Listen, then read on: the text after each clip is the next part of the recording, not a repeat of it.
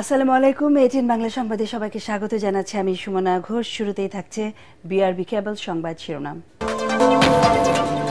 Doctor ইউনূসের নেতৃত্বের প্রতি পূর্ণ সমর্থন জানিয়ে বিপ্লবোত্তর নতুন বাংলাদেশ গড়তে সব ধরনের সহায়তার আশ্বাস কাতারের প্রধানমন্ত্রীর।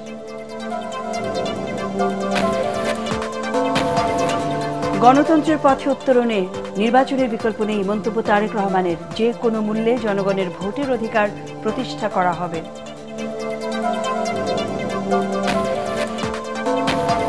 খুলনা প্রকৌশল ও প্রযুক্তি বিশ্ববিদ্যালয়ের ভিসি ও প্রো ভিসিকে অব্যাহতির সিদ্ধান্তে ক্যাম্পাসে স্বস্তি।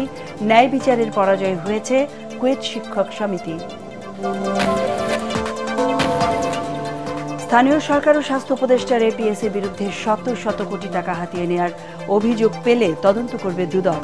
ঘুষ নেওয়ার সময় ডিএসসিসির সচিব গ্রেফতার। এবং কাশ্মীরের সন্ত্রাসী হামলার জেরে ভারত পাকিস্তানের মধ্যে তুমুল উত্তেজনা, যুদ্ধ বাঁধার আশঙ্কা। সিন্ধু পানি বন্টন চুক্তি স্থগিতে ক্ষুব্ধ ইসলামাবাদ।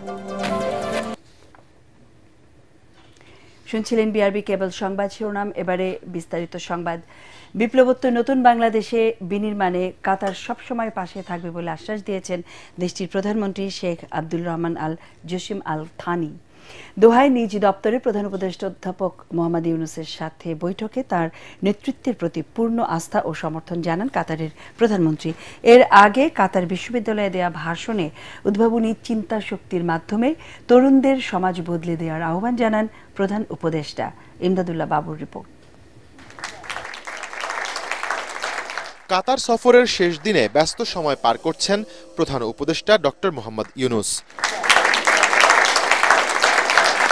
প্রধান উপদেষ্টার প্রেস উইং থেকে পাঠানো বার্তায় জানানো হয়েছে, বৃহস্পতিবার দোহায় কাতারের প্রধানমন্ত্রী শেখ আব্দুল রহমান আল জসিম আল থানির সঙ্গে বৈঠক করেছেন মোহাম্মদ ইউনূস। ঘণ্টাব্যাপী সৌহার্দ্যপূর্ণ এই বৈঠকে দুদেশের স্বার্থ সংশ্লিষ্ট বিভিন্ন বিষয়ে আলোচনা হয় দুই নেতার। এ সময় তরুণদের চাহিদা অনুযায়ী নতুন বাংলাদেশ গড়তে দোহাকে ঢাকা পাশে চায় বলে কাতারের প্রধানমন্ত্রীকে জানান ডক্টর ইউনূস। জবাবে বাংলাদেশের পাশে থাকার আশ্বাস দেন শেখ আব্দুল রহমান। এছাড়া দ্বিপক্ষীয় সহযোগিতা এবং রোহিঙ্গা সংকট মোকাবিলা বিষয়ক আলোচনার জন্য বাংলাদেশ থেকে কারিগরি দল পাঠানোর আহ্বানও জানান কাতারের প্রধানমন্ত্রী। এর আগে দোহায় কাতার বিশ্ববিদ্যালয়ে ৩-০ তত্ত্বের উপর বক্তৃতায় প্রধান উপদেষ্টা বলেন, বর্তমান প্রজন্মের তরুণরা বিশ্বের সেরা এবং সবচেয়ে শক্তিশালী প্রজন্ম। মেধাকে কাজে লাগিয়ে এই প্রজন্ম পুরো বিশ্বকে বদলে দিতে পারে। শূন্য কার্বন নির্গমন, শূন্য সম্পদ মজুদ এবং শূন্য বেকারত্ব বাস্তবায়নে নিজ নিজ অবস্থান থেকে সবাইকে এগিয়ে আসারও আহ্বান জানান তিনি। আমরা যে সভ্যতার মধ্য দিয়ে যাচ্ছি তা আত্মবিনাশী। এই সভ্যতা কেবল বর্জ্য উৎপাদন করছে, যা শেষ পর্যন্ত আমাদের ধ্বংসের কারণ হয়ে দাঁড়াবে। কেবল মুনাফার জন্য নয়, মানুষ ও পৃথিবীর জন্য কাজ করতে হবে আমাদের, নয়তো এই পৃথিবী বাসযোগ্য থাকবে না। আরেক অনুষ্ঠানে বাংলাদেশে বিনিয়োগের বিপুল সম্ভাবনা কাজে লাগাতে কাতার সরকার এবং দেশটির ব্যবসায়ীদের প্রতি আহ্বান জানান প্রধান উপদেষ্টা। তিনি জানান, তার সরকার এরই মধ্যে দেশে বিনিয়োগ বান্ধব পরিবেশ তৈরির লক্ষ্যে নানা পদক্ষেপ নিয়েছে এবং দুর্নীতিমুক্ত দেশ গড়ার জন্য অঙ্গীকারাবদ্ধ। বাংলাদেশ এখন আবার ব্যবসায় ফিরেছে এবং তা বড় পরিসরে। আমরা আপনাদের অংশীদারিত্ব চাই। বাংলাদেশে বিপুল সম্ভাবনা রয়েছে, আপনারা এই সুযোগ নিতে পারেন। কাতার সফর শেষে পোপ ফ্রান্সিসের অন্ত্যেষ্টিক্রিয়ায় যোগ দিতে শুক্রবার দোহা থেকে সরাসরি ইতালি যাওয়ার কথা রয়েছে প্রধান উপদেষ্টার। ইমদাদুল্লাহ বাবু, এটিএন বাংলা, ঢাকা। বহু নেতাকর্মীর ত্যাগের বিনিময়ে বিএনপির মানুষের যে আস্থা অর্জন করেছে তা রক্ষা করবে বলে জানিয়েছেন বিএনপির ভারপ্রাপ্ত চেয়ারম্যান তারেক রহমান। ভোটের ব্যবস্থা চালু রাখতে পারলেই জবাবদিহিতা তৈরি হবে বলে জানান তিনি। এই সময় গণতন্ত্রের পথে উত্তরণে নির্বাচনের বিকল্প নেই বলে মন্তব্য করেন তারেক রহমান। রংপুর বিভাগের 3 জেলায় রাষ্ট্র কাঠামো মেরামতের 31 দফার প্রশিক্ষণ কর্মশালায় তিনি বলেন, যে কোনো মূল্যে মানুষের ভোটের অধিকার প্রতিষ্ঠা করা হবে। কামরুজ্জামান রাজীবের রিপোর্ট। রাষ্ট্র কাঠামো মেরামতে বিএনপির পরিকল্পনা মানুষের দোরগোড়ায় পৌঁছে দিতে দেশব্যাপী প্রশিক্ষণ কর্মশালার আয়োজন করছে বিএনপি। এরই অংশ হিসাবে দিনাজপুর, ঠাকুরগাঁও ও পঞ্চগড় জেলায় রাষ্ট্র কাঠামো মেরামতের 31 দফা ও জনসম্পৃক্তি শীর্ষক এই প্রশিক্ষণ কর্মশালা। দিনব্যাপী কর্মশালায় লন্ডন থেকে ভার্চুয়ালি যুক্ত হন বিএনপির ভারপ্রাপ্ত চেয়ারম্যান তারেক রহমান। নেতাকর্মীদের বিভিন্ন প্রশ্নের জবাব দেন তিনি। চেষ্টা করব, আমাদের পক্ষে সেই সুযোগটা তৈরি হলে ইনশাআল্লাহ আমরা চেষ্টা করব নারী এন্টারপ্রেনারদেরকে আরো বেশি উৎসাহ দেওয়ার জন্য। কর্মশালায় ভার্চুয়ালি যোগ দিয়ে বিএনপি মহাসচিব বলেন, দলীয়করণের মাধ্যমে আওয়ামী লীগ রাষ্ট্র কাঠামো নষ্ট করে দিয়েছিল। গণতান্ত্রিক ও আধুনিক রাষ্ট্র কাঠামো গড়ার জন্য জনগণের কাছে 31 দফা পৌঁছে দিতে হবে। এই দলকে আমরা সত্যিকার অর্থেই একটা আদর্শিক দলে পরিণত করতে পারি এবং জনগণের কাছে পৌঁছাতে পারি, জনগণের ভালোবাসার দলে পরিণত করতে পারি। সমাপনী বক্তব্যে তারেক রহমান বলেন, রাষ্ট্র মেরামতে বিএনপি দেশের মানুষের কাছে যে অঙ্গীকার করেছে তা অবশ্যই রক্ষা করা হবে। আমাদের নিয়ত পরিষ্কার, আমরা যা বলেছি আমরা তাই করব ইনশাআল্লাহ। যা যা কমিট করেছি মানুষের সামনে আমরা সেটা করব। আমরা শুরু করব, আমাদের পরবর্তী জেনারেশন, আমাদের পরবর্তী নেতাকর্মীরা সেটাকে চালিয়ে নিয়ে যাবে। আমরা আগেই বলেছি, সংস্কার এমন একটি বিষয় যেটি চলমান, একটি সময়ের মধ্যে যদি কিছু একটি করে থেমে যায় তাহলে সেটা সংস্কার হতে পারে না। তিনি বলেন, কোনোভাবেই মানুষের গণতান্ত্রিক অধিকার বাধাগ্রস্ত হতে দেবে না বিএনপি। বিগত সময়ে মানুষের ভোটের অধিকার বাধাগ্রস্ত হওয়ায় দেশের প্রতিটি সেক্টর ধ্বংস হয়েছিল।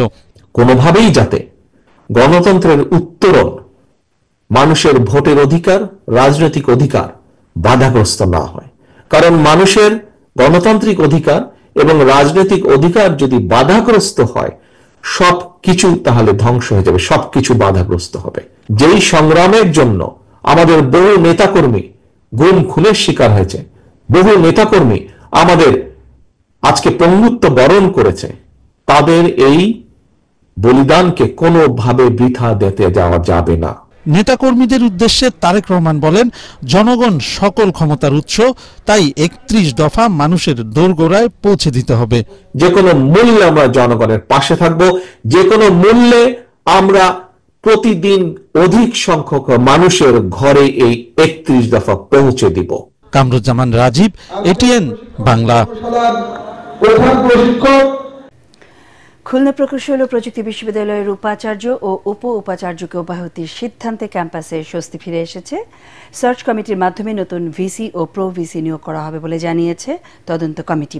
এই সিদ্ধান্তের পর টানা 3 দিনের আমরণ অনশন কর্মসূচি প্রত্যাহার করে নেয় শিক্ষার্থীরা। তবে সুষ্ঠু তদন্ত ছাড়া চাপের মুখে উপাচার্য ও উপ উপাচার্যের বিরুদ্ধে এই সিদ্ধান্ত ন্যায় বিচারের পরাজয় হয়েছে বলে মনে করছে কুয়েট শিক্ষক সমিতি। খুলনা থেকে এস এম হাবিবকে সাথে নিয়ে রিপোর্ট করছেন মনির হোসেন তপু।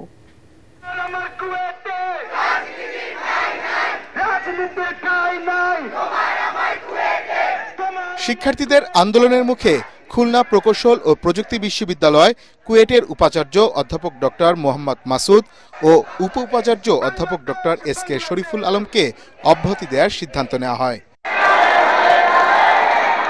শিক্ষার্থীরা এই বিষয়টিকে দেখছেন বিজয় হিসেবে।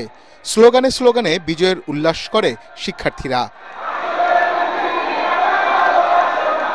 বিশ্ববিদ্যালয় কর্তৃপক্ষ হল খুলে দেয় সাধুবাদ জানিয়ে শিক্ষার্থীরা বলেন, দ্রুত ক্লাসে ফিরতে চান তারা। যে ইউজিসি টিম উনি এসে অনশনরত শিক্ষার্থীদের তাদের যে রিলিজটা হয়, যে প্রেস রিলিজটা, সেটা আমাদেরকে পড়ে শোনেন যে আমাদের ভিসি এবং প্রো ভিসি দুইজনকে অব্যাহত করা হয়। আমাদের ফার্স্ট প্রায়োরিটি যত দ্রুত সম্ভব আমরা যে দাবিগুলো জানিয়েছিলাম ওগুলো পূরণ এবং ক্লাস পরীক্ষায় যত দ্রুত ফেরা যায় এবং শিক্ষা কার্যক্রম দ্রুত শুরু করার লক্ষ্যে বিশ্ববিদ্যালয়ের উপাচার্য এবং উপ উপাচার্যকে দায়িত্ব থেকে অব্যাহতি প্রদান হয়। শিক্ষকদের লাঞ্ছিতকারীদের বিরুদ্ধে কোনো ব্যবস্থা না নিয়ে উল্টো শিক্ষকদের অব্যাহতি দেওয়ার সিদ্ধান্তে ক্ষোভ জানিয়েছে কুয়েট শিক্ষক সমিতি। দোষীদের বিরুদ্ধে ব্যবস্থা না নেওয়া পর্যন্ত একাডেমিক কার্যক্রমে না ফেরার সিদ্ধান্তে অনড় অবস্থানের কথা জানিয়েছেন তারা। সুষ্ঠু তদন্ত ছাড়া চাপের মুখে ভাইস চ্যান্সেলর ও প্রো ভাইস চ্যান্সেলরের অব্যাহতি সিদ্ধান্তে মূলত ন্যায় বিচারের পরাজয় হয়েছে। ফেব্রুয়ারির ঘটনার সাথে জড়িত দোষী ব্যক্তি তাদের বিচার নিশ্চিত না হওয়া পর্যন্ত শিক্ষকবৃন্দ ক্লাসে ফিরবে না। এটা আমাদের পূর্বের অবস্থান, সেটা ওইভাবেই আছে। অনতিবিলম্বে একটি সার্চ কমিটি গঠনের মাধ্যমে কুয়েটের উপাচার্য ও উপ উপাচার্য পদে নতুন নিয়োগ দেওয়া হবে। সে পর্যন্ত বিশ্ববিদ্যালয়ের নিয়মিত কার্যক্রম চালু রাখার স্বার্থে জ্যেষ্ঠ অধ্যাপকদের মধ্যে থেকে একজনকে সাময়িকভাবে উপাচার্যের দায়িত্ব দেওয়া হবে। মনির হোসেন তপু, এটিএন বাংলা। স্থানীয় সরকার ও স্বাস্থ্য উপদেষ্টার এপিএস এর বিরুদ্ধে শত শত কোটি টাকা হাতিয়ে নেওয়ার অভিযোগ দুদকে এলে খতিয়ে দেখা হবে বলে জানিয়েছেন সংস্থাটির মুখপাত্র আক্তার হোসেন। আর উপদেষ্টা আসিফ মাহমুদের বাবার ঠিকাদারি লাইসেন্স নেয়ার ক্ষেত্রে অনিয়ম হলে তাও খতিয়ে দেখার কথা জানান তিনি। এদিকে ঘুষ নেয়ার সময় ডিএসসিসির ৪ নম্বর ওয়ার্ডের সচিবকে হাতে নাতে গ্রেফতার করেছে দুদক। রিপোর্টে জানাচ্ছেন মাহবুব কবির চপল।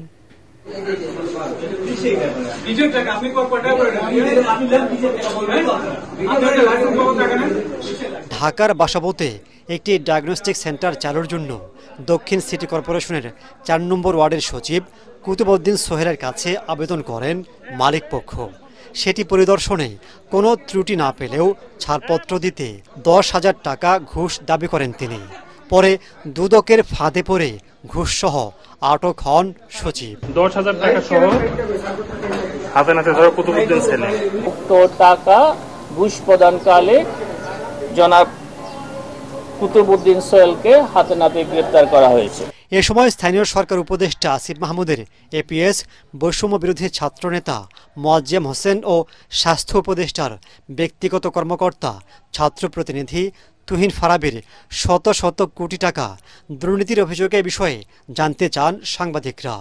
দুদক সচিব জানান, অভিযোগ পেলে তারা ব্যবস্থা নেবেন। যে কোনো ব্যক্তির বিরুদ্ধে যদি আমাদের কাছে বস্তুনিষ্ঠ অভিযোগ এসে থাকে এবং বা গণমাধ্যমে যদি বস্তুনিষ্ঠ সংবাদ পরিবেশিত হয়ে থাকে এবং সেগুলি আমরা বিবেচনা করে থাকি, আপনি যে বিষয়ে উপস্থাপন করেছেন সেই সংক্রান্ত তথ্যাদি যাচাই বাছাই কমিটির কাছে এসে থাকলে তারা সেভাবে সেটি কমিশনের অনুমোদনের জন্য উপস্থাপন করবে। আপনার এমনটা মনে করার কোনো কারণ নাই যে এই বিষয়ে কোনো সিদ্ধান্ত গৃহীত হবে না। আলোচনায় উঠে আসে উপদেষ্টা আসিফ মাহমুদের বাবার ঠিকাদারি লাইসেন্সের বিষয়েও, যেটি সমালোচনার পর বাতিল করা হয়েছে। তবে এতে কোনো অনিয়ম হলে ব্যবস্থা নেয়ার কথা জানান দুদক মহাপরিচালক। কথা বলছেন, তারই বাবার নামে লাইসেন্স দেওয়া হয়েছিল এবং লাইসেন্সটি বাতিল করা হয়েছে। কেন দেওয়া হলো এবং কেন বাতিল করা হলো দুটি বিষয় কি খতিয়ে দেখবেন? এটা আপনারা উপস্থাপন করেছেন, এই বিষয়ে আমার বক্তব্যটা খুবই স্পষ্ট। এই জাতীয় যেই কোনো সংবাদ গণমাধ্যমে আসলে সেই বিষয়গুলো কমিশনের সিদ্ধান্তের জন্য উপস্থাপন করা হয়ে থাকে যাচাই বাছাই কমিটির সুপারিশ ক্রমে। এদিকে দুর্নীতির অভিযোগে সাবেক পররাষ্ট্র প্রতিমন্ত্রী শাহরিয়ার আলম ও সাবেক উপমন্ত্রী আব্দুল্লাহ আল ইসলাম জ্যাকব এবং তার স্ত্রীর বিরুদ্ধে মামলা করেছে দুদক। একটি মামলা রুজুর সিদ্ধান্ত গৃহীত হয়েছে। মাহবুব কবির চপল, এটিএন বাংলা, ঢাকা। অনেক ধন্যবাদ। বিগত ৫৩ বছরের শাসন ব্যবস্থায় গণতন্ত্রের ঘাটতি থাকায় দেশে ফ্যাসিবাদ প্রতিষ্ঠিত হয়েছিল বলে মন্তব্য করেছেন জাতীয় ঐকমত্য কমিশনের সহ সভাপতি অধ্যাপক ডক্টর আলী রিয়াজ। সংস্কার আলোচনা শেষে মিয়া মুশিউজ্জামানের আমজনতার দলের দেয়া ১৬৬টি প্রস্তাবের মধ্যে ১৩৮টিতে একমত, ১২টিতে দ্বিমত, ১৫টিতে আংশিক এবং ১টিতে মতামত দেয়নি কমিশন। তবে প্রধানমন্ত্রী ও রাষ্ট্রপতির ক্ষমতার ভারসাম্যের পাশাপাশি সংসদের মেয়াদ ৫ বছর রাখার প্রস্তাব করেছে নতুন এই দলটি। বিস্তারিত জানাচ্ছেন রাসনা দাস। ১৬৬টি সংস্কার প্রস্তাবনার সুপারিশ নিয়ে রাজনৈতিক দলগুলোর সাথে আলোচনা চালিয়ে যাচ্ছে জাতীয় ঐকমত্য কমিশন।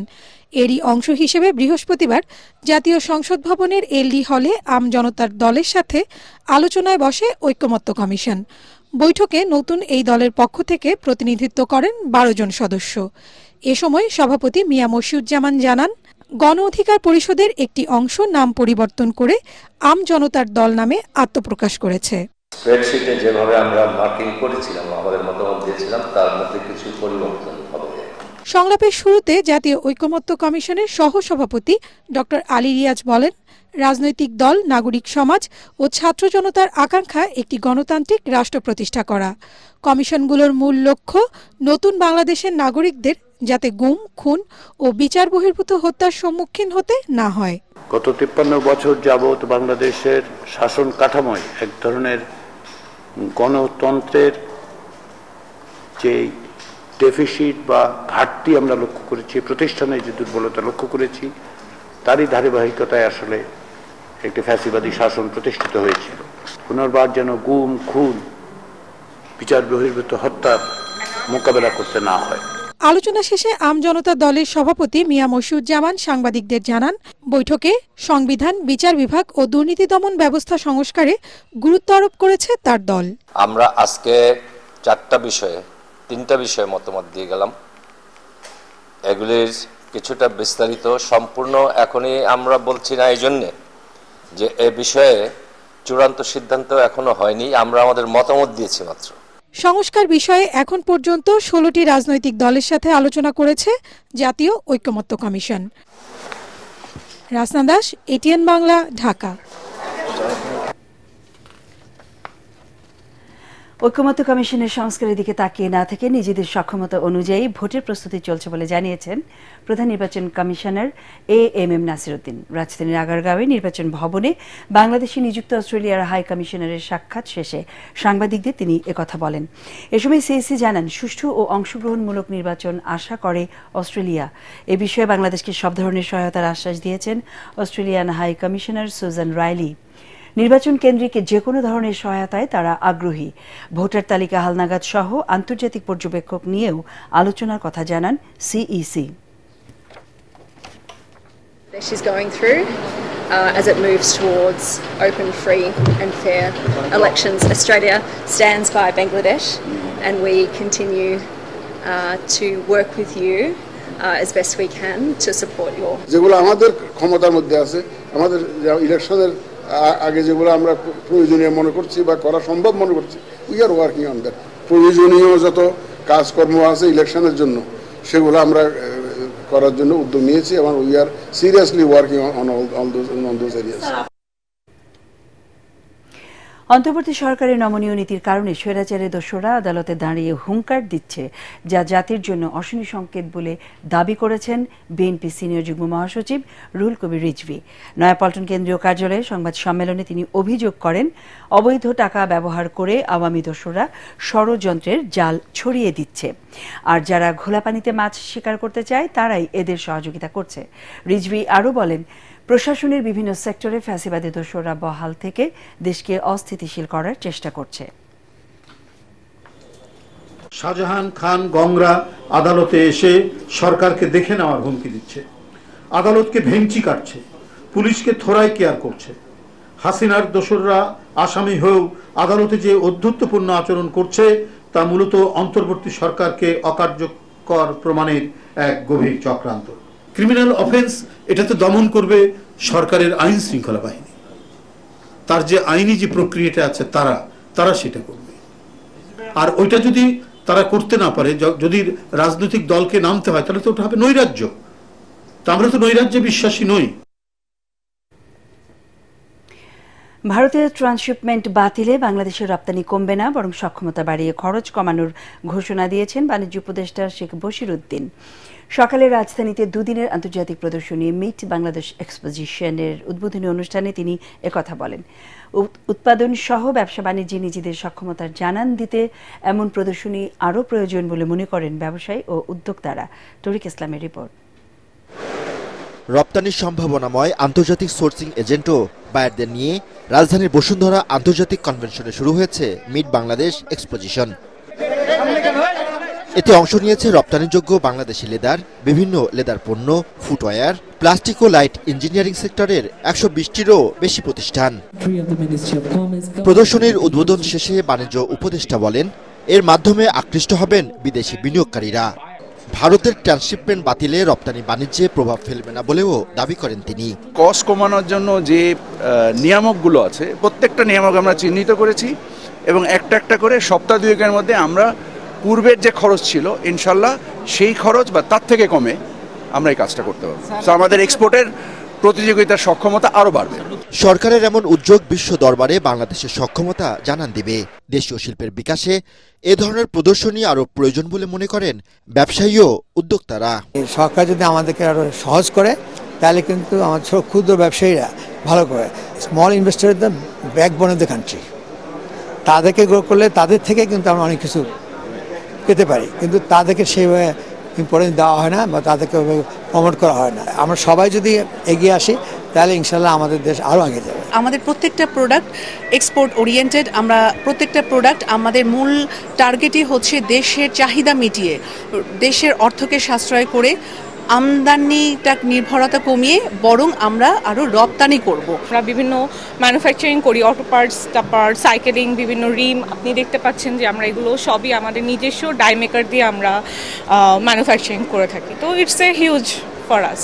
প্রদর্শনীতে অংশ নিয়েছে ৯টিরও বেশি দেশের ২৫টির বেশি আন্তর্জাতিক সোর্সিং এজেন্ট ও ক্রেতারা। তরিক ইসলাম, এটিএন বাংলা, ঢাকা। বাংলাদেশেও যুক্তরাষ্ট্রের আদলে নির্বাচনের আগের প্রেসিডেন্সিয়াল ডিবেট আয়োজন করা যেতে পারে বলে মন্তব্য করেছেন সাদেক হোসেন খোকা ফাউন্ডেশনের চেয়ারম্যান ইঞ্জিনিয়ার ইশরাক হোসেন। এর মাধ্যমে ভোটাররা উপযুক্ত প্রার্থী বেছে নিতে পারবেন বলে অভিমত তার। এ সময় debate for democracy chairman Hasan Ahmed Chowdhury Kiron বলেন, বিভেদ ভুলে জুলাই বিপ্লবের চেতনাকে ধারণ করে অর্থনৈতিক মুক্তির পাশাপাশি উদার গণতান্ত্রিক রাষ্ট্র প্রতিষ্ঠা করা সবার লক্ষ্য হওয়া উচিত। মিজান শাহজাহানের রিপোর্ট।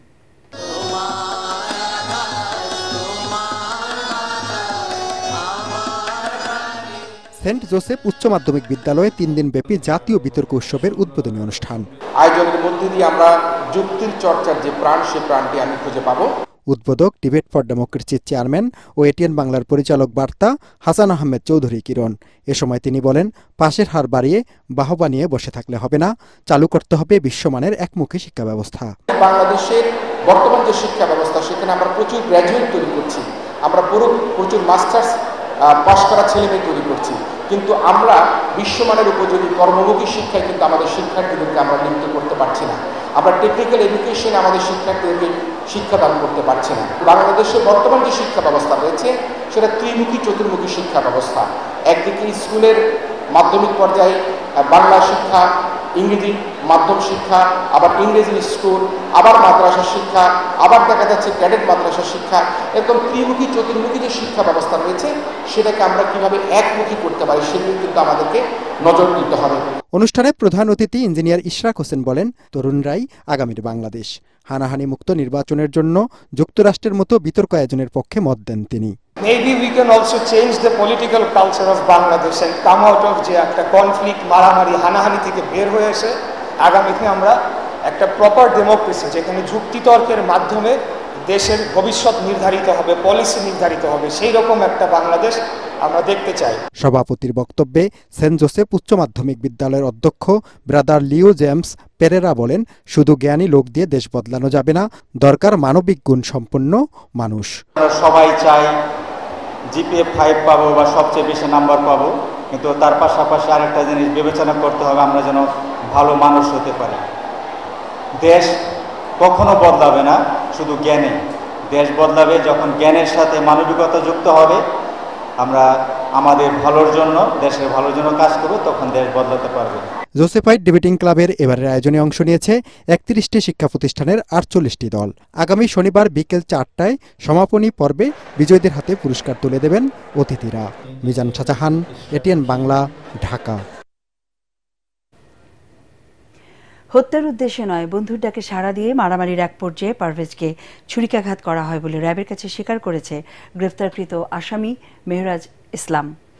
বিকেলে এক সংবাদ সম্মেলনে র্যাব 1-এর অধিনায়ক লেফটেন্যান্ট কর্নেল জাহিদুল করিম জানান, প্রাথমিকভাবে হত্যার ঘটনায় জড়িত থাকার বিষয়টি স্বীকার করেছেন মেহরাজ। তবে পারভেজ হত্যার মূল কারণ জানা যাবে বাকি আসামিদের গ্রেফতারের পর। এই ঘটনায় সংশ্লিষ্ট 2 ছাত্রীকে আটকে অভিযান চালাচ্ছে র্যাব।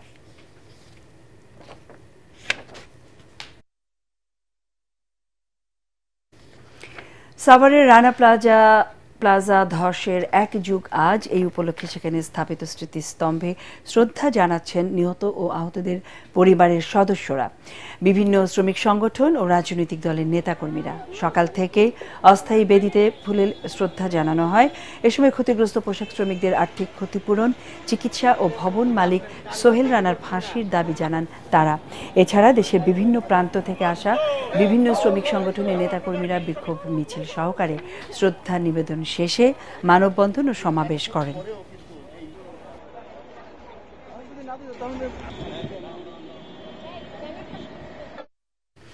এক যুগেও স্বাভাবিক জীবনে ফিরতে পারেনি সাভারের রানা প্লাজা ভবন ধসে আহত পোশাক শ্রমিকরা। তাদের অভিযোগ, দুর্ঘটনার পর কিছু আর্থিক সাহায্য পেলেও এখন তা বন্ধ। আহত ও পঙ্গু অনেকেই আছেন অর্থকষ্টে। পুনর্বাসন ও আর্থিক ক্ষতিপূরণের দাবি জানিয়েছেন তারা। এক্ষেত্রে পোশাক ক্রেতাদেরও শ্রমিকদের স্বার্থ সুরক্ষায় এগিয়ে আসার আহ্বান জানিয়েছেন গবেষকরা। সাভার প্রতিনিধি শেখ বাশারকে সাথে নিয়ে শারফুল আলমের রিপোর্ট। 2013 সালে সাভারে রানা প্লাজা ভবন ধসের পর দাবি ওঠে দেশের পোশাক কারখানার কর্মপরিবেশ, শ্রমিক নিরাপত্তা আর সুরক্ষার বিষয়টি। এরপর কারখানা ভবন সংস্কার করে নিরাপদ কর্মপরিবেশ নিশ্চিতে কারখানা মালিক, ক্রেতা, সরকার সম্মিলিতভাবে কাজ শুরু করে। তবে এক যুগ পরেও রানা প্লাজা ভবন ধসে ক্ষতিগ্রস্ত কর্মীদের 43 ভাগ এখনো বেকার, আহতদের 31 ভাগ মানসিক বিপর্যয়ে রয়েছেন। একটা হাড় ভেঙে গেছে, একটা হাত বেকার হয়ে গেছে, তার জন্য আমি চাকরি করতে পারিনি। ক্ষতিপূরণ দিচ্ছে, যা দিছে এটা তো ক্ষতিপূরণ বলে না। 2,40,000 টাকা, কিন্তু আমার ট্রিটমেন্ট দিচ্ছে কিন্তু হাজার টাকা দিচ্ছে। আমার নিজের টাকা আমি 11টা অপারেশন করতে পারি। রানা প্লাজা দুর্ঘটনার পর ট্রাস্ট ফান্ডের সহায়তায় নিহতদের পরিবার ও আহতদের 280 কোটি টাকা সহায়তা দেওয়া হয়েছে, যা পর্যাপ্ত কিনা সেই প্রশ্ন এখন অনেকের।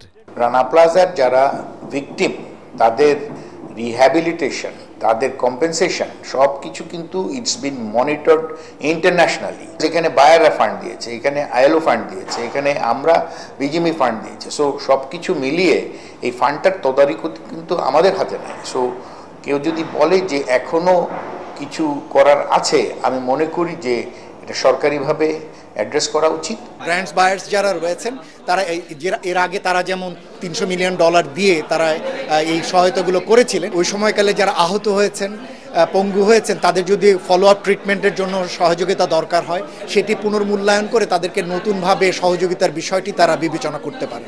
কারখানাগুলোতে অ্যাক্সিডেন্ট ইন্স্যুরেন্সটি জরুরি ভিত্তিতে বাস্তবায়নটি জরুরি। মর্মান্তিক ওই দুর্ঘটনায় প্রাণ হারান 1138 জন, আহত ও জীবিত উদ্ধার করা হয় 2400 জনকে। কর্মক্ষেত্রে কাজ করতে গিয়ে যে কোনো ধরনের দুর্ঘটনায় আহত বা নিহত হলে সেই সব শ্রমিকদের দায়িত্ব নিতে হবে সরকার, মালিক, ব্যবসায়ী ও ক্রেতা প্রতিষ্ঠানগুলোকে। বিশ্লেষকরা বলছেন শ্রমিকদের সুরক্ষা দেওয়ার দায়িত্ব ক্রেতাসহ সংশ্লিষ্ট সবার। শারফুল আলম, এটিএন বাংলা, আশুলিয়া, ঢাকা। এদিকে এক যুগ পেরিয়ে গেলেও আলোচিত রানা প্লাজা ধসের মামলার বিচার শেষ করা যায়নি। হত্যা মামলায় 594 জন সাক্ষীর মধ্যে মাত্র 94 জনের সাক্ষ্য গ্রহণ শেষ হয়েছে। উচ্চ আদালতের আদেশে ইমারত নির্মাণ আইনের মামলাটি 9 বছর ধরে স্থগিত রয়েছে। শ্রম আইনের 11টি মামলা এখনও প্রাথমিক পর্যায়ে, আর হাইকোর্টে বেঞ্চ নির্ধারণ না হওয়ায় এখনও শুনানি করা যায়নি ক্ষতিপূরণের মামলা। আরও জানাচ্ছেন হুমায়ুন চিশতি। 2013 সালের 24 এপ্রিল সাভারে ভয়াবহ রানা প্লাজা ধসে প্রাণ হারান 1138 জন শ্রমিক। আহত হন আরও অন্তত 1769 জন। ওই ঘটনায় ভবন মালিক সোহেল রানা সহ 41 জনকে আসামি করে হত্যা মামলা, ইমারত নির্মাণ আইন ও শ্রম আইন সহ মোট 14টি মামলা করা হয়। হত্যা মামলায় এখনও সাক্ষ্য নেওয়া বাকি 500 জনের। রাষ্ট্রপক্ষের আইনজীবী বলছেন সাক্ষীর অভাবে মামলাটি এগিয়ে নেওয়া যাচ্ছে না। আর ইমারত নির্মাণ আইনের মামলা 9 বছর আটকে আছে হাইকোর্টের স্থগিতাদেশে। রানা প্লাজা ট্র্যাজেডির সবচেয়ে গুরুত্বপূর্ণ মামলা হচ্ছে হত্যা মামলা। এই পর্যন্ত 94 জন সাক্ষী সম্পন্ন হয়েছে, কিন্তু মামলায় মোট সাক্ষী আছে 594 জন। সাক্ষীদের ওয়ারেন্ট পর্যন্ত দিয়েছি, তারা আসতেছে না। অনেক সাক্ষীর বাসা দূর দূরান্তে। যদি আমরা রাষ্ট্রপক্ষ থেকে তাদের এই আসা যাওয়ার খরচ বেয়ার করতে পারি, তাহলে হয়তো আমরা আশানুরূপ সাক্ষীর সাড়া পাবো। ইমারত নির্মাণ আইনের মামলাটা এটা মহামান্য হাইকোর্টের স্থগিতাদেশ আছে, 16 সালের পর থেকে স্টে আছে। স্থগিতাদেশ শেষ না হওয়া পর্যন্ত আমরা এটা অগ্রসর হতে পারতেছি না। ওই ঘটনার পর ক্ষতিগ্রস্তদের জন্য উপযুক্ত ক্ষতিপূরণ চেয়ে হাইকোর্টে রিট করে কয়েকটি মানবাধিকার সংগঠন। কিন্তু বারবার বেঞ্চ পরিবর্তনের কারণে শুনানি করা যায়নি বলে জানান রিটকারীর আইনজীবী। শুরুর দিকে আমরা দেখেছিলাম খুব ত্বরান্বিত করে শুনানিগুলো করার চেষ্টা করা হয়েছে, কিন্তু পরবর্তীতে এগুলো এক বেঞ্চ থেকে আরেক বেঞ্চে যায়। এখন পর্যন্ত আমরা এই সপ্তাহেও চেষ্টা করেছি এটা বেঞ্চে ফিক্স করার জন্য, শুনানি যাতে হতে পারে। আমরা বেঞ্চ পাইনি এতদিনে, এক বেঞ্চ থেকে আরেক বেঞ্চে চলে গেছে। কিন্তু 11টি বিচ্ছিন্ন মামলা রয়েছে, সবগুলো সমন্বয় করার জন্য কাউকে এই মুহূর্তে দায়িত্ব দেওয়া হয়নি, সেটা খুবই দরকার। রানা প্লাজার ঘটনায় দায়ের হওয়া শ্রম আইনের 11টি মামলা এখনো প্রাথমিক পর্যায়ে।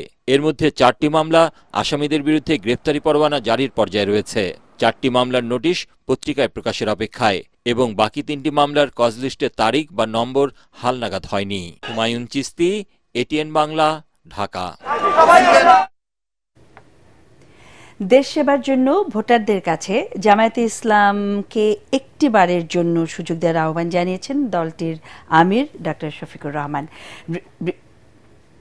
বৃহস্পতিবার মিরপুরে দিনব্যাপী গণসংযোগ ও সহযোগী সদস্য সংগ্রহ অনুষ্ঠানে তিনি বলেন, দায়িত্ব পেলে তরুণদের বেকারত্ব দূর করা হবে, এমন শিক্ষা ব্যবস্থা গড়ে তোলা হবে যেখানে পাশ করে বের হওয়া মাত্রই তরুণরা চাকরি পাবে বলেও জানান তিনি।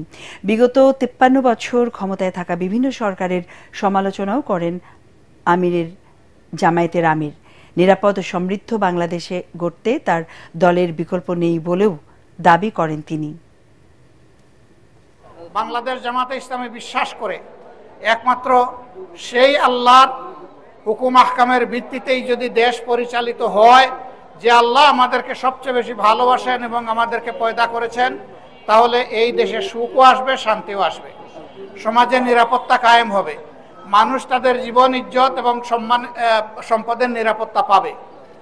প্রত্যেকটি মানুষ দেশ গড়ায় অংশগ্রহণ করবে, সে চাই নারী হোক পুরুষ হোক, গৃহে হোক বাইরে হোক, যার যেখানে দক্ষতা যোগ্যতা সে অনুযায়ী দেশকে তারা সেবা দেবে। আমরা এমন একটি শান্তির, নিরাপদ, সম্মানের বাংলাদেশ গড়তে চাই। কাশ্মীরের পেহেলগামে ভয়াবহ সন্ত্রাসী হামলার ঘটনায় ভারত পাকিস্তানের মধ্যে দেখা দিয়েছে তুমুল উত্তেজনা। পাকিস্তানের সঙ্গে সিন্ধু পানি বন্টন চুক্তি স্থগিত ও আটারি চেকপোস্ট বন্ধ সহ নানা পদক্ষেপের চিরশত্রু দেশ দুটির মধ্যে এখন যুদ্ধের দামামা। সীমান্তে নিরাপত্তা বাড়ানো সহ ভারতের কূটনৈতিক প্রতিক্রিয়ার কড়া জবাব দিয়েছে পাকিস্তানও, বলছে সিন্ধু পানি বন্টন চুক্তি স্থগিত যুদ্ধ ঘোষণার শামিল। কোনো প্রমাণ ছাড়া দিল্লির এমন সিদ্ধান্তের বিরুদ্ধে পাল্টা পদক্ষেপ নেবে ইসলামাবাদ। বিস্তারিত শরীফুল ইসলামের প্রতিবেদনে। ভারত শাসিত কাশ্মীরের পেহেলগাম শহর থেকে 5 কিলোমিটার দূরে বৈশরণ উপত্যকা। পর্যটকদের কাছে জনপ্রিয় এলাকাটি ভারতের সুইজারল্যান্ড হিসেবে খ্যাত।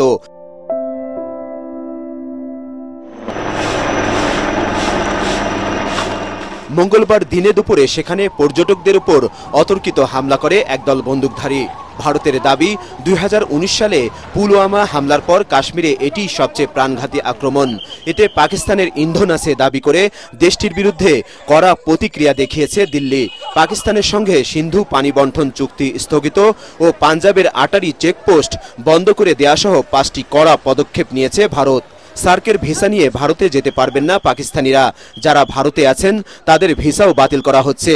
48 ঘন্টার মধ্যে ভারত ছাড়তে বলা হয়েছে পাকিস্তানিদের। যতক্ষণ না পাকিস্তান আন্তঃসীমান্ত সন্ত্রাসবাদ বন্ধ না করবে ততদিন সিন্ধু পানি চুক্তি স্থগিত থাকবে, বন্ধ থাকবে আটারি চেকপোস্ট। সার্ক ভিসায় পাকিস্তানিরা ভারতে আসতে পারবে না। পাকিস্তান হাই কমিশনের কর্মকর্তাদের নয়াদিল্লি ছাড়তে বলা হয়েছে। কাশ্মীরে হামলাকারী সন্ত্রাসীদের উদ্দেশ্যে কঠোর হুঁশিয়ারি দিয়েছেন ভারতের প্রধানমন্ত্রী নরেন্দ্র মোদী। সমগ্র বিশ্বকে বলছি, ভারত অবশ্যই সন্ত্রাসী ও তাদের পৃষ্ঠপোষকদের খুঁজে বের করে শাস্তি দেবে। সন্ত্রাসীরা কখনোই ভারতের চেতনাকে ধ্বংস করতে পারবে না। ভারতের কূটনৈতিক পদক্ষেপের জবাব দিতে দুপুরে পাকিস্তানের জাতীয় নিরাপত্তা কমিটি এনএসসির জরুরি বৈঠক ডাকেন প্রধানমন্ত্রী। এতে ভারত সীমান্তে নজিরবিহীন নিরাপত্তা সহ দিল্লির বিরুদ্ধে পাল্টা পদক্ষেপের হুমকি দিয়েছেন পাকিস্তানের উপপ্রধানমন্ত্রী। পানি চুক্তি স্থগিত সহ ভারতের সকল সিদ্ধান্ত শিশুসুলভ। প্রতিটি ঘটনার জন্য পাকিস্তানকে দায়ী করা ঠিক নয়। মোদী সরকারকে চরম মূল্য দিতে হবে। কাশ্মীরকে কেন্দ্র করে ভারত ও পাকিস্তানের মধ্যে যুদ্ধ হয়েছে দুবার। উভয় দেশই এখন পারমাণবিক শক্তিধর, তাই কাশ্মীরে নতুন করে হামলার ঘটনাকে কেন্দ্র করে আবারও যুদ্ধের মুখোমুখি চিরশত্রু এই দুদেশ। 1962 সালে ভারতের সাথে যুদ্ধের মধ্য দিয়ে কাশ্মীরের অক্সাই চীন অংশটির নিয়ন্ত্রণ নেয় চীন। পরের বছর পাকিস্তান কাশ্মীরের একটি অংশ চীনের হাতে ছেড়ে দেয়। সেই থেকে কাশ্মীর, পাকিস্তান, ভারত ও চীন এই তিন দেশের দখলে। তাই কাশ্মীর নিয়ে ভারত ও পাকিস্তানের সম্ভাব্য যে কোনো দ্বন্দ্ব বা সংঘাতে জড়িয়ে পড়তে পারে আরেক পারমাণবিক শক্তি চীন। শরীফুল ইসলাম, এটিএন বাংলা।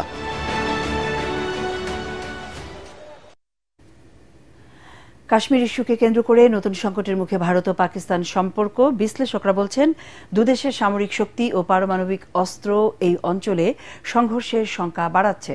এরই মধ্যে নিজেদের দূরপাল্লার অস্ত্রের অনুশীলন শুরু করে দিয়েছে দিল্লি ও ইসলামাবাদ, যা বিশ্বব্যাপী সৃষ্টি করেছে উদ্বেগ। জাহিদুল আলমের রিপোর্টে বিস্তারিত। জম্মু কাশ্মীরে ঘটে যাওয়া প্রাণনাশী ঘটনার পর দুই দেশের সম্পর্কের ব্যাপক অবনতি হয়েছে। আশঙ্কা দেখা দিয়েছে যুদ্ধ শুরুর। দুই দেশের বিশ্লেষকরা শুরু করেছেন ভারত ও পাকিস্তানের সামরিক শক্তির তুলনা।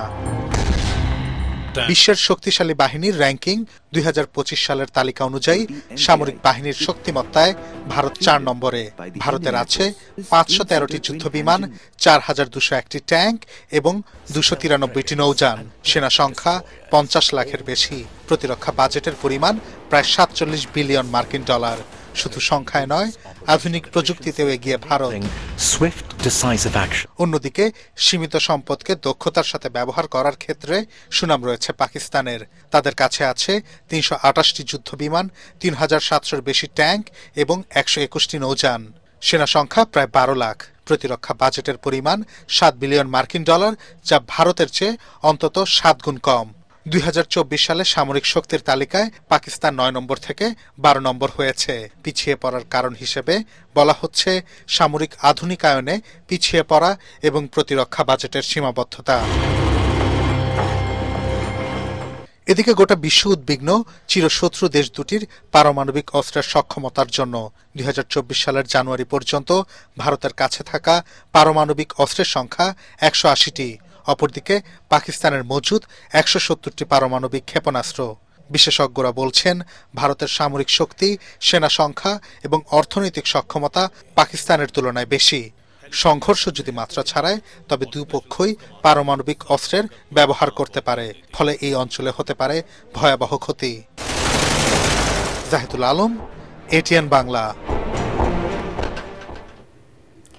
পতিত স্বৈরাচার আওয়ামী লীগ ও তার দোসররা দেশকে অস্থিতিশীল করার মাধ্যমে জাতীয় নির্বাচনকে অনিশ্চিত করতে চায় বলে অভিযোগ করেছেন ঢাকা মহানগর উত্তর বিএনপির সাবেক আহ্বায়ক সাইফুল আলম নীরব। তেজগাঁও শিল্পাঞ্চল থানা বিএনপি ও সহযোগী সংগঠনের পক্ষ থেকে আওয়ামী সন্ত্রাসীদের নৈরাজ্যের প্রতিবাদ ও দ্রুত জাতীয় সংসদ নির্বাচনের দাবিতে বিক্ষোভ মিছিল শেষে সমাবেশে তিনি একথা বলেন।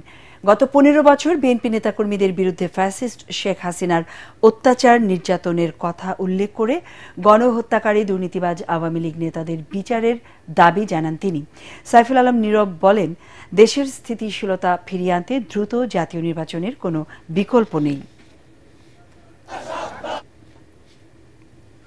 প্রশ্ন ফাঁসের বিষয়টি সন্দেহাতীতভাবে প্রমাণিত না হওয়ায় 46তম বিসিএস এর প্রিলিমিনারি ফল বাতিল করা হয় নাই বলে জানিয়েছেন সরকারি কর্ম কমিশনের চেয়ারম্যান মোবাশের মোমেন। আগারগাঁওয়ে কমিশন অফিসে অনুষ্ঠিত সংবাদ সম্মেলনে পিএসসি চেয়ারম্যান বলেন, প্রশ্ন ফাঁস ঠেকাতে বিজি প্রেসে বিসিএস এর প্রশ্নপত্র না ছাপানো সহ গুরুত্বপূর্ণ নানা সিদ্ধান্ত নিয়েছে বর্তমান কমিশন। একই সাথে বিষয়টি স্পর্শকাতর হওয়ায় প্রশ্ন ফাঁসের খবর প্রকাশের আগে সাবধান হতে গণমাধ্যমের প্রতি অনুরোধ জানিয়েছেন মোবাশের মোমেন। আগামী 1.5 বছরের মধ্যে বর্তমান বিসিএস জট কেটে যাবে বলেও জানান তিনি। স্পষ্ট করে যে যে জায়গায় স্বচ্ছতা আনার প্রয়োজন পরীক্ষা সংক্রান্ত বা নিয়োগ সংক্রান্ত কাজে, সব ক্ষেত্রে আমরা স্বচ্ছতা আনবো। আমরা কোনো লুকোচুরি করার কমিশন না, আমরা মিথ্যে বলার কমিশন না। আমরা আপনাদের কাছে পরিষ্কার করে তুলে ধরবো, যে ব্যর্থ যদি হই সেটাও বলে দিব যে এটা পারিনি, বলেছিলাম। ভারত ও দেশটির এজেন্ট আওয়ামী লীগের প্রভাব মুক্ত থাকতে পারলে বাংলাদেশের উন্নতিতে কোনো বাধা থাকবে না বলে মন্তব্য করেছেন অবসরপ্রাপ্ত ব্রিগেডিয়ার জেনারেল আব্দুল্লাহ হিল আমান আজমি। ঢাকা বিশ্ববিদ্যালয়ের এক আলোচনার সভায় তিনি বলেন, মুক্তিযুদ্ধের ইতিহাসকে শেখ মুজিবুর রহমান বিকৃত করে ৩ লাখ শহীদের সংখ্যাকে ৩০ লাখে প্রতিষ্ঠিত করেছেন। দীর্ঘদিন আয়নাঘরে থাকা আজমি আরও বলেন, সংস্কার এবং ফ্যাসিবাদের বিচারের আগে জাতি কোনো নির্বাচন চায় না। তো আমাদের ভারতের প্রভাব মুক্ত থাকতে হলে এই দলের রাজনীতি এদেরকে আমাদের বন্ধ করতে হবে। সংস্কার এবং বিচার ছাড়া এই ফ্যাসিবাদদের যে জুলাই হত্যা সহ গুম খুন এগুলোর বিচারের আগে কোনো নির্বাচন নয়, কারণ নির্বাচিত কোনো দল করবে আমি এমন কোনো আশা দেখি না। নির্বাচিত দল যেগুলো বিচার করবে আর সংস্কার করবে তাহলে তার ৫৩ বছর পরেনি কেন?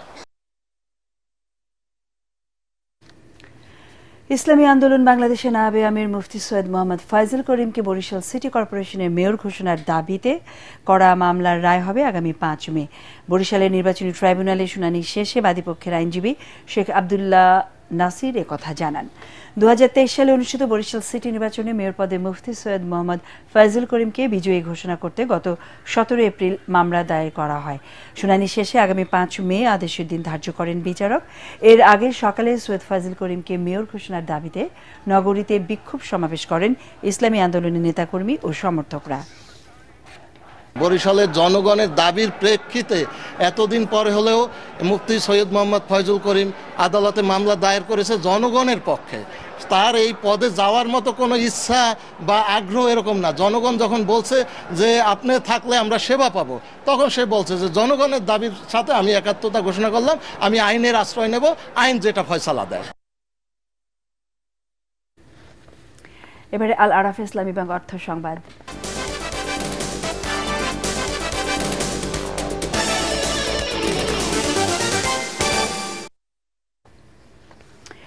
আকিজ টেবিলওয়ারের আর্ট অফ প্লেটিং সিজন 2 প্রচারিত হতে যাচ্ছে টেলিভিশন এবং ওটিটি প্ল্যাটফর্মে। ২৫ এপ্রিল থেকে প্রতি শুক্র ও শনিবার বাংলা ভিশনে রাত ৮টা ১৫ মিনিটে, আর টিভিতে সন্ধ্যা ৭টা ১০ মিনিটে, দীপ্ত টেলিভিশনে রাত ৯টা ৩০ মিনিটে এবং একই সাথে প্রতি শুক্র ও শনিবার নতুন পর্ব প্রচারিত হতে যাচ্ছে চরকিতে। ২০২২ সালে সারা জাগানো প্রথম সিজনের পর আর্ট অফ প্লেটিং সিজন 2 হতে যাচ্ছে আরও বড় পরিসরে ও আরও চ্যালেঞ্জ নিয়ে। প্রতিযোগীরা তাদের সৃজনশীলতায় ঐতিহ্য ও উদ্ভাবনের গল্প ফুটিয়ে তুলবে নিজ নিজ প্লেটের ক্যানভাসে। আকিজ বশির গ্রুপের chief executive officer Mohammad Khurshed Alam জানান, নতুন প্রজন্মের প্লেটিং শিল্পীদের অনুপ্রাণিত করতেই এই আয়োজন।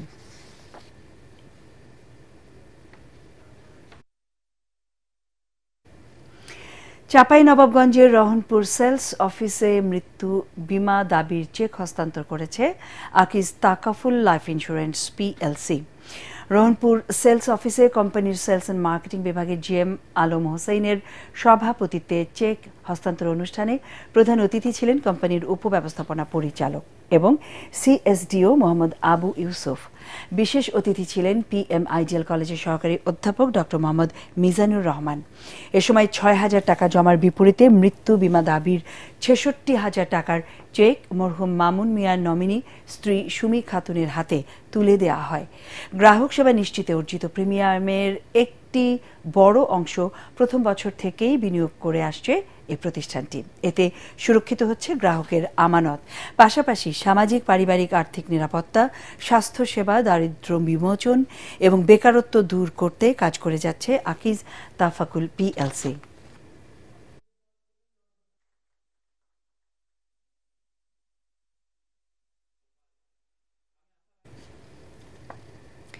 আন্তর্জাতিক সংবাদ।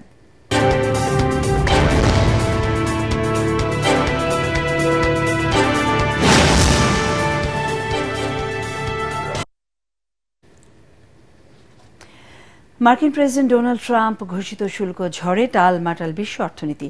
এর ফলে বিশ্বের আর্থিক খাত চাপের মুখে পড়েছে বলে জানিয়েছেন আন্তর্জাতিক মুদ্রা তহবিল IMF।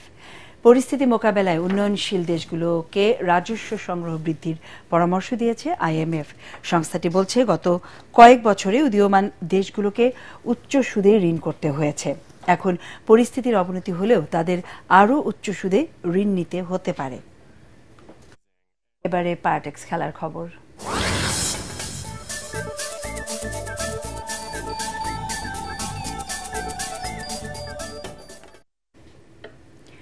জিম্বাবুয়ের বিপক্ষে টেস্ট সিরিজে ঘুরে দাঁড়াতে হলে চট্টগ্রাম টেস্টে ব্যাটিংয়ের উন্নতি করার বিকল্প নেই বাংলাদেশের। গত বছরের অগাস্টে পাকিস্তানের মাটিতে 2 ম্যাচের সিরিজে স্বাগতিকদের হোয়াইট ওয়াশ করার পর যেন ব্যাটিং ভুলে গেছে টাইগাররা। পরের 14 ইনিংসে 200 রানের কমে আউট হয়েছে 8 বার, 3 রানের দেখা পেয়েছে মাত্র 1 বার। টাইগার ব্যাটাররা সেঞ্চুরি করেছে মাত্র 1টি। আরও জানাচ্ছেন পরাগ আরমান। টেস্ট ক্রিকেটে কিভাবে ব্যাটিং করতে হয় সেটাই যেন ভুলে গেছেন বাংলাদেশের ব্যাটাররা। ব্যাটিং ব্যর্থতাতেই সিলেটে জিম্বাবুয়ের কাছে হার টাইগারদের। 4 উইকেটে 71 রান নিয়ে চতুর্থ দিনের ব্যাটিং শুরু করেছিল বাংলাদেশ। হাতে উইকেট ছিল 6টি। তখন জিম্বাবুয়ের বিপক্ষে লিড 112 রানের। কিন্তু নাজমুল হাসান শান্ত, মুশফিকুর রহিম, মেহেদী হাসান মিরাজদের মতো তারকা ব্যাটাররা হতাশ করেন। তাতে 255তেই শেষ টাইগাররা। শেষ 14 ইনিংসে মাত্র তৃতীয়বার 250-র অধিক রান বাংলাদেশের। রাওয়ালপিন্ডিতে পাকিস্তানের বিপক্ষে 2 টেস্টের সিরিজেও ভয়াবহ বিপর্যয়ে পড়ে বাংলাদেশ। দ্বিতীয় ম্যাচে 26 রানে 6 উইকেট হারিয়েছিল টাইগাররা। লিটন দাস এবং মেহেদী হাসান মিরাজে রক্ষা পায় সেবার। মজার ব্যাপার হলো সেই সিরিজ জয়ের পরই যেন পারফরমেন্সের গ্রাফটা নিচের দিকে যাচ্ছে টাইগারদের। ভারতের বিপক্ষে 2 ম্যাচের টেস্ট সিরিজে একবারও 250 রান করতে পারেনি বাংলাদেশ। সর্বোচ্চ সংগ্রহ ছিল 234। 2024 সালের শেষ সিরিজ হিসেবে ওয়েস্ট ইন্ডিজ সফরে গিয়ে একবার 268 এবং 269 রান করলেও একবার 164 এবং একবার 132 রানে অল আউট হয়েছিল বাংলাদেশ। সব মিলিয়ে 14 টেস্ট ইনিংসে বাংলাদেশ 200-র নিচে আউট হয়েছে 8 বার, 250-র বেশি স্কোর করেছে 3 বার, একবার মাত্র 300-র বেশি স্কোর করতে পারে টাইগাররা। প্রথম টেস্টে হারের পর জিম্বাবুয়ের বিপক্ষে দ্বিতীয় টেস্টে ঘুরে দাঁড়াতে হলে ব্যাটিংয়ে উন্নতি ছাড়া কোনো গতি নেই বাংলাদেশের। Parag Arman, ATN Bangla. Do or die ম্যাচে পার্টিক স্পোর্টিং ক্লাবকে 113 রানের বড় ব্যবধানে হারিয়ে ঢাকা প্রিমিয়ার লিগ ডিপিএল এ টিকে রইল ব্রাদার্স ইউনিয়ন। মিরপুর শেরেবাংলা স্টেডিয়ামে প্রথমে ব্যাট করে 9 উইকেটে 294 রান সংগ্রহ করে গোপীবাগের দল ব্রাদার্স। দলের পক্ষে সর্বোচ্চ 98 রান করেন মাহফিজুল ইসলাম রবিন। মাইশুকুর রহমান 50 রানে আউট হন। বড় লক্ষ্য তাড়া করতে নেমে 181 রানে অল আউট হয় পার্টেক্স। দলের পক্ষে সর্বোচ্চ 85 রান করেন উইকেট কিপার ব্যাটার আদিল। এবারের মৌসুমে ডিপিএল থেকে প্রথম বিভাগে নেমে গেল পার্টেক্স ও শাইনপুকুর ক্রিকেট ক্লাব।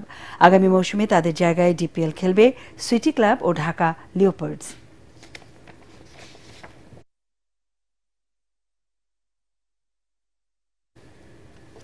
সংবাদ শেষ করব, তার আগে বিআরবি কেবল সংবাদ শিরোনাম আরও একবার। ডক্টর ইউনূসের নেতৃত্বের প্রতি পূর্ণ সমর্থন জানিয়ে বিপ্লবোত্তর নতুন বাংলাদেশ গড়তে সব ধরনের সহায়তার আশ্বাস কাতারের প্রধানমন্ত্রীর। গণতন্ত্রের পথে উত্তরণে নির্বাচনের বিকল্প নেই মন্তব্য তারেক রহমানের। যে কোনো মূল্যে জনগণের ভোটের অধিকার প্রতিষ্ঠা করা হবে।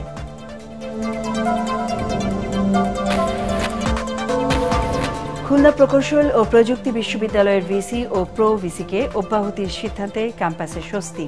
ন্যায় বিচারের পরাজয় হয়েছে কুয়েত শিক্ষক সমিতি। স্থানীয় সরকার ও স্বাস্থ্য উপদেষ্টার এপিএস এর বিরুদ্ধে শত শত কোটি টাকা হাতিয়ে নেওয়ার অভিযোগ পেলে তদন্ত করবে দুদক। ঘুষ নেয়ার সময় ডিএসসিসির সচিব গ্রেফতার।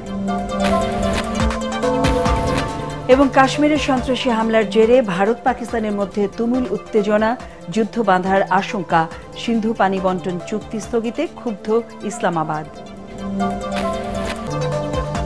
আমাদের পরের সংবাদ দেখার আমন্ত্রণ জানিয়ে এখনকার মতো শেষ করছি। এটিএন বাংলা সংবাদ ইউটিউবে দেখতে ব্রাউজ করুন youtube/ATN Bangla News। ধন্যবাদ।